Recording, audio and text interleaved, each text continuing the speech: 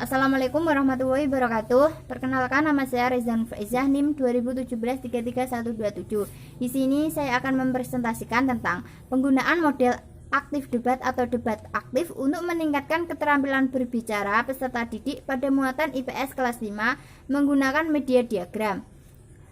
Di sini saya akan membahas yang pertama, judul, latar belakang, rumusan masalah, tujuan, ruang lingkup penelitian, kajian teori, penelitian relevan, hipotesis tindakan, jenis penelitian, variabel penelitian, instrumen dan teknik pengumpulan data, analisis data, dan indikator keberhasilan. Selanjutnya, yang pertama adalah tujuan. Di sini saya telah menentukan judul, yaitu penggunaan model aktif debat atau debat aktif untuk meningkatkan keterampilan berbicara peserta didik pada muatan IPS kelas 5 menggunakan media diagram. Selanjutnya adalah latar belakang. Proses pembelajaran berubah dari teacher center menjadi student center.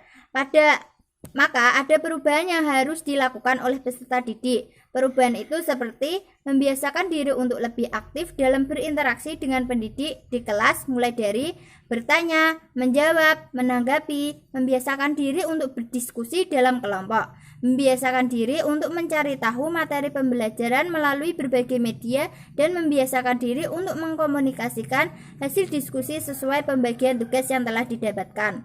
Berdasarkan pengalaman PLP yang sudah saya laksanakan, saya telah mengobservasi kelas 5 dan keadaan siswa tidak berani mengemukakan pendapat yang sudah dimiliki. Keaktifan siswa kurang dikarenakan pembelajaran yang terlalu monoton. Siswa tidak berani mengembangkan konsep pembelajaran yang sudah dilakukan. Salah satu upaya untuk meningkatkan keterampilan berbicara adalah menggunakan metode debat aktif dan menggunakan media grafis berupa diagram. Untuk memecahkan suatu permasalahan pada keterampilan berbicara siswa, guru harus lebih kreatif dalam melaksanakan kegiatan pembelajaran, karena peran guru dalam memilih metode pembelajaran sangat berpengaruh terhadap kesuksesan pencapaian tujuan dalam kegiatan proses pembelajaran.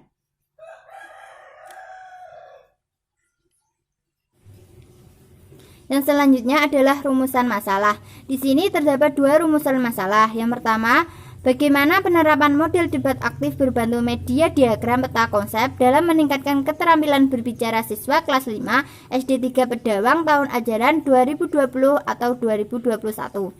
Yang kedua, bagaimana peningkatan keterampilan siswa dalam menggunakan model debat aktif berbantu media diagram peta konsep kelas 5 SD 3 Pedawang tahun 2020-2021.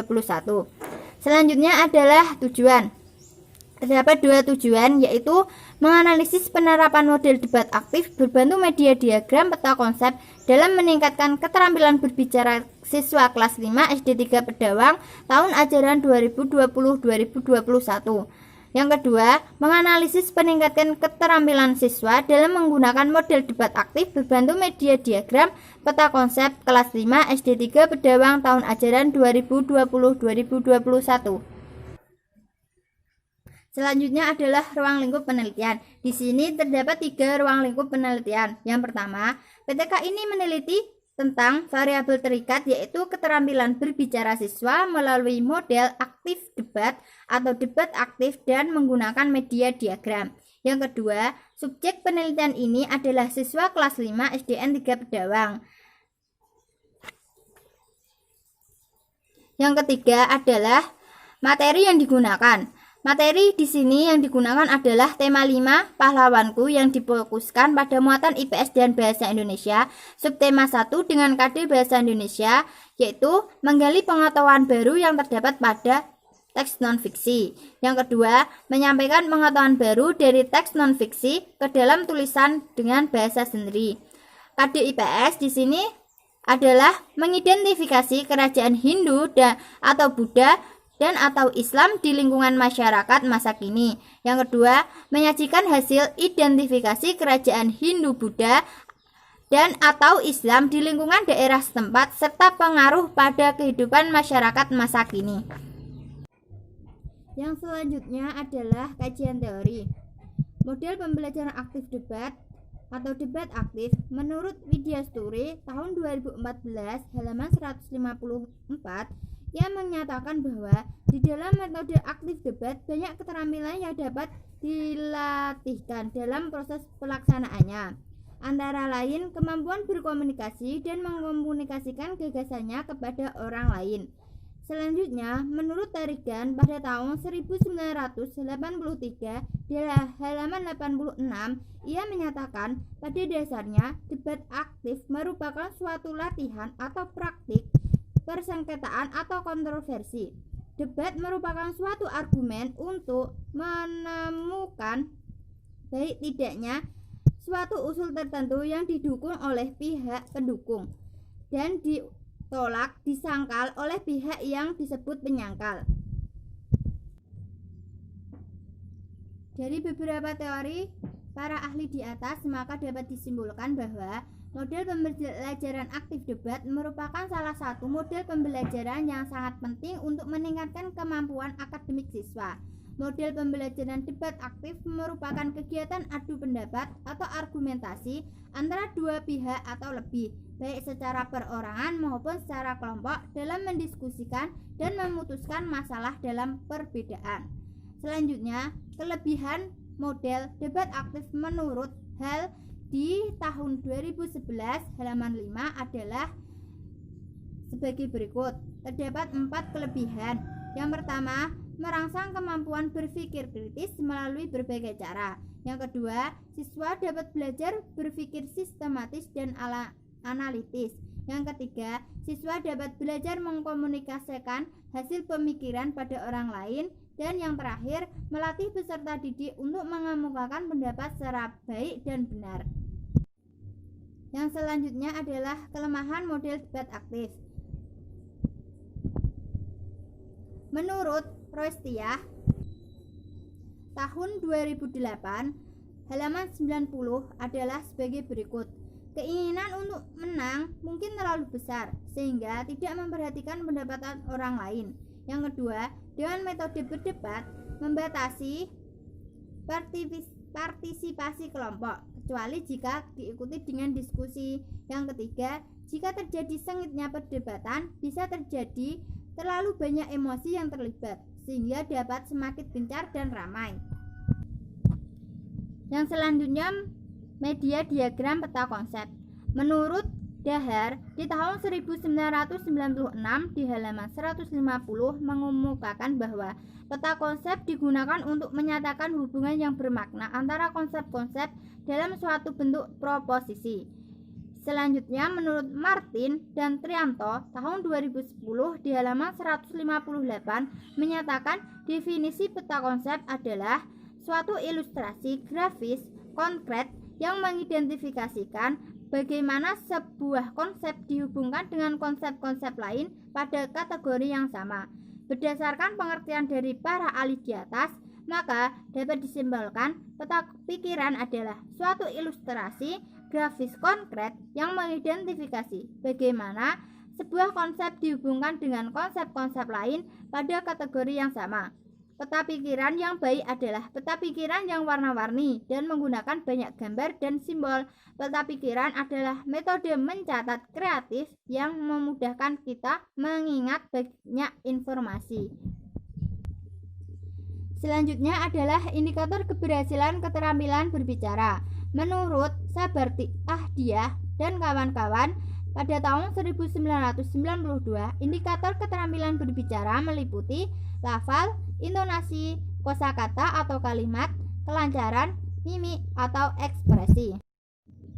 Yang selanjutnya adalah penelitian relevan. Di sini terdapat 4 penelitian relevan. Yang pertama, menurut Muhammad Gofar M dan H. Endang Herawan pada tahun 2017 melakukan penelitian dengan judul Pengaruh Model Pembelajaran Aktif Tipe Aktif Debat terhadap hasil belajar siswa pada mata pelajaran ekonomi yang dipublikasikan dalam jurnal Edunomics volume 5 nomor 1 tahun 2017.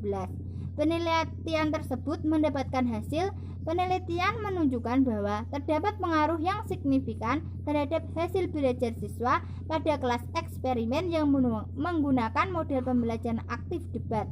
mata pelajaran ekonomi, materi pasar modal di kelas 11, IPS 4, SMA Negeri 1 Lemah Habang, Kabupaten Cirebon tahun pelajaran 2015-2016 mengalami peningkatan. Penelitian relevan yang kedua adalah penelitian menurut Predika Adi Wijayanto, Sugeng Utara, dan Ahmad Amiruddin tahun 2017. Mereka melakukan penelitian dengan judul Efektivitas Metode Debat Aktif dan Strategi Penerapannya dalam Mengoptimalkan Pembelajaran Geografi yang dipublikasikan dalam Jurnal Pendidikan dan Kebudayaan Volume 2 nomor 1 tahun 2017. Penelitian tersebut mendapatkan hasil bahwa metode debat aktif yang diterapkan dalam pembelajaran geografi memiliki tingkat efektivitas yang sangat baik. Efektivitas tersebut ditinjau dari peningkatan dalam keaktifan siswa menjadi lebih baik daripada sebelumnya. Strategi dalam penerapan perlu diimplementasikan agar semakin optimal. Yang selanjutnya, penelitian relevan menurut Nurul Fauziah dan M. Maskuri dan Agung Nugroho pada tahun 2013 mereka melakukan penelitian dengan judul Studi Komparasi Metode Pembelajaran Student Themes Achievement Division atau STAD menggunakan peta pikiran atau mind mapping dan peta konsep atau konsep mapping terhadap prestasi belajar siswa pada materi pokok sistem periodik unsur siswa kelas 10 semester ganjil SMA Negeri Kabak Ramat tahun pelajaran 2012-2013 yang dipublikasikan dalam Jurnal Pendidikan Kimia volume 2 tahun 2013 nomor 2. Penelitian tersebut mendapatkan hasil bahwa metode pembelajaran menggunakan media peta pikiran merupakan teknik yang kreatif dan mudah untuk digunakan karena berdasarkan cara kerja otak, di mana otak bekerja secara optimal jika menggunakan otak kiri dan otak kanan secara bersama-sama. Penelitian relevan yang terakhir adalah menurut Beni Aziz tahun 2012. Ia melakukan penelitian dengan judul Pengaruh Metode Pembelajaran Peta Pikiran terhadap hasil belajar siswa pada materi pokok Getaran dan Gelombang di kelas 8 SMP Negeri 12 Binjai yang dipublikasikan dalam Jurnal Pendidikan Fisika volume 1 nomor 1 tahun 2012. Penelitian tersebut mendapatkan hasil bahwa rancangan pembelajaran metode peta pikiran yang diterapkan penelitian mampu mengatur tahapan kegiatan dengan peta pikiran. Dalam penerapannya, peneliti menggunakan mediasi di mind mapping, chat, slide, menyuruh siswa membuat peta pikiran sendiri dan menggunakan media pembelajaran lain yang ada di sekitar ruang kelas, sehingga dapat membantu peneliti untuk membangun ketertarikan dan keaktifan siswa terhadap materi pokok getaran dan gelombang. Yang selanjutnya adalah hipotesis tindakan. Di sini terdapat 3 hipotesis tindakan. Yang pertama, model aktif debat berbantu media diagram peta pikiran dapat meningkatkan keterampilan guru pada pembelajaran tema 5 Pahlawanku subtema 1 pembelajaran 1 kelas 5 SD. Yang kedua, model aktif debat berbantu media diagram peta pikiran dapat meningkatkan keterampilan berbicara siswa pada pembelajaran tema 5 Pahlawanku subtema 1 pembelajaran 1 kelas 5 SD. Dan yang terakhir adalah model aktif debat berbantu media diagram peta pikiran dapat meningkatkan aktivitas siswa pada pembelajaran tema 5 Pahlawanku subtema 1 pembelajaran 1 kelas 5 SD. Selanjutnya adalah jenis penelitian. Jenis penelitian ini adalah penelitian tindakan kelas, yang berarti penelitian yang dilakukan pada sebuah kelas untuk mengetahui akibat tindakan yang diterapkan pada suatu subjek penelitian di kelas tersebut.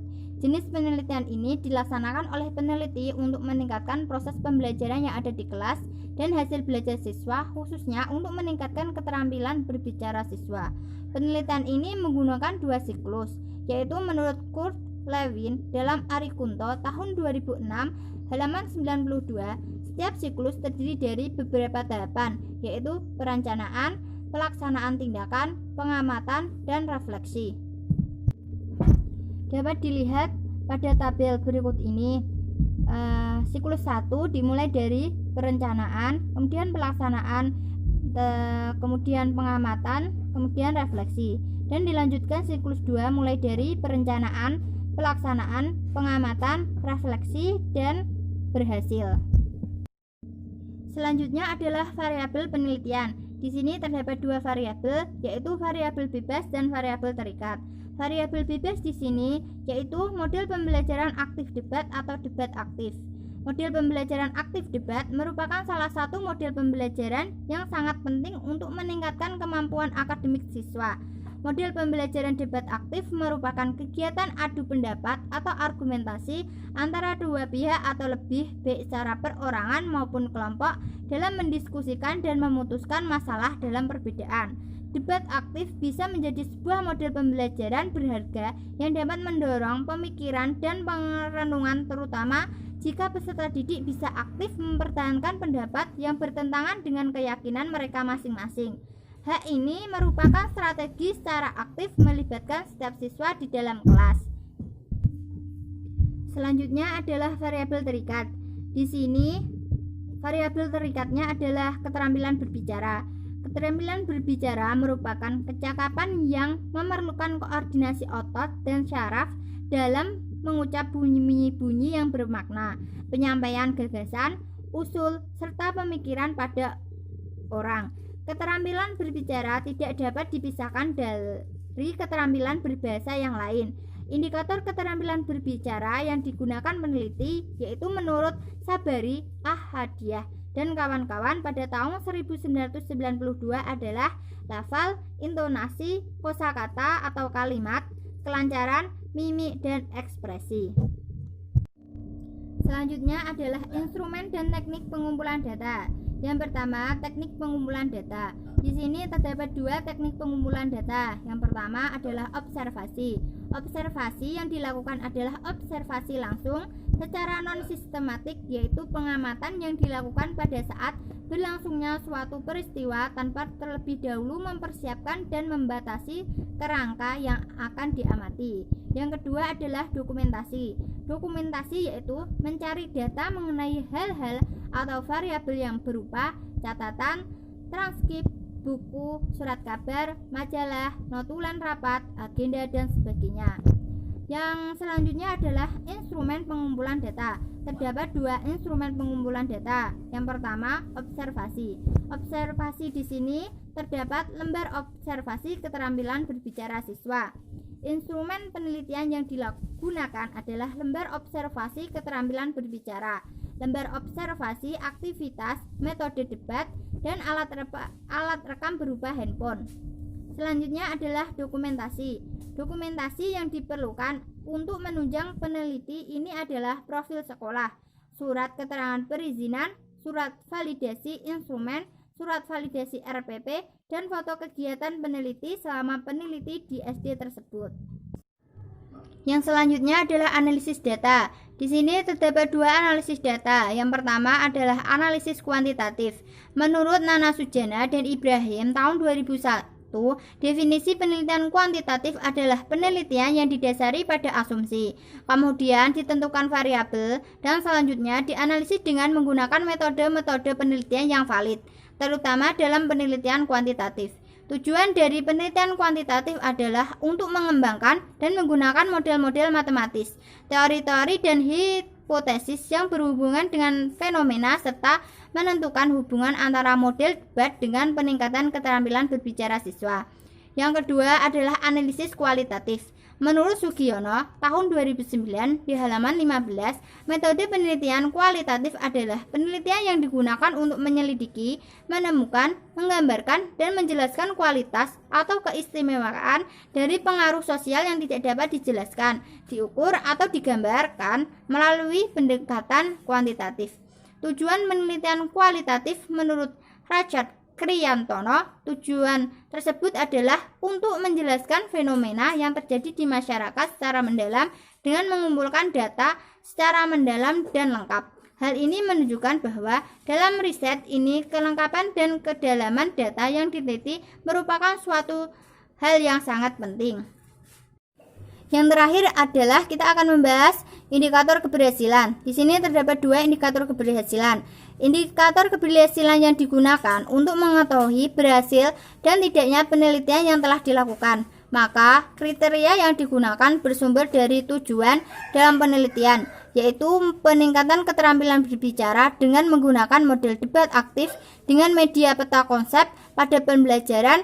Berdasarkan hasil analisis, maka dapat dirumuskan indikator sebagai berikut. Yang pertama, keterampilan guru dalam melaksanakan pembelajaran. Model debat aktif berbantu media diagram peta konsep pada siswa kelas 5 di SD 3 Bedawang dikatakan meningkat apabila rata-rata nilai dengan kategori cukup.